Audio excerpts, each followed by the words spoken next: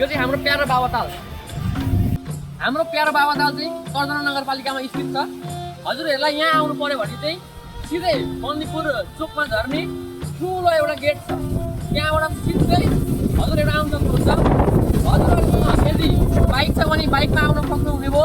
यदि हजुरहरूसँग हजुरको आफ्नो पर्सनल साधन छैन भने चाहिँ हजुरहरूले त्यहाँ सिटी रिक्साहरू पनि उपलब्ध छ। अहिले एकदमै राम्रो मौसम पनि छ। हजुरहरू आउनुभयो भने चाहिँ यो जेठ महिना र असार महिना चाहिँ एकदमै राम्रो हुनेछ। किन भन्दाखेरि अहिले चाहिँ यहाँ अत्याधिक मात्रामा फुलहरू पनि फुलेका छन्। फोटो त यस्तो आउँछ नि, फोटो त यस्तो आउँछ नि, यस्तो आउँछ नि, कुरै नगरौँ होला। अहिले चाहिँ मौसम एकदम राम्रो भएको हुनाले फोटोहरू पनि यस्तो अक्का आउनेवाला छ। र हजुरहरूलाई एकदम हाइटमा जान मनपर्छ। अहिले हावा त एकदम चलिने रहेको छ। योभन्दा धेरै हजुरलाई हावा खान मन छ भने चाहिँ हाम्रो भिडावर पनि छ, उहाँ देख्न सक्नुहुन्छ।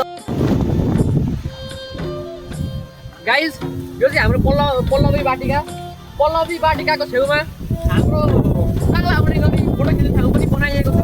यहाँ पनि एकदम राम्रो फोटो हजुरहरूले खिच्न सक्नुहुनेछ। हजुरहरूले चाहिँ यो तालमा बोटिङ पनि गर्न सक्नुहुनेछ। हामीले चाहिँ अहिले एकदमै धेरै हावा चलेको हुनाले बोटिङ चाहिँ गरेन।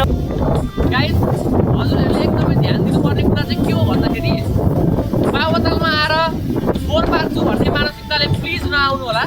हजुरहरूले ल्याएको सामान कि डस्टबिनमा हाल्नुहोस् कि हजुरसँगै लानुहोस्। यति भन्दै आजको यस thank you so much for watching.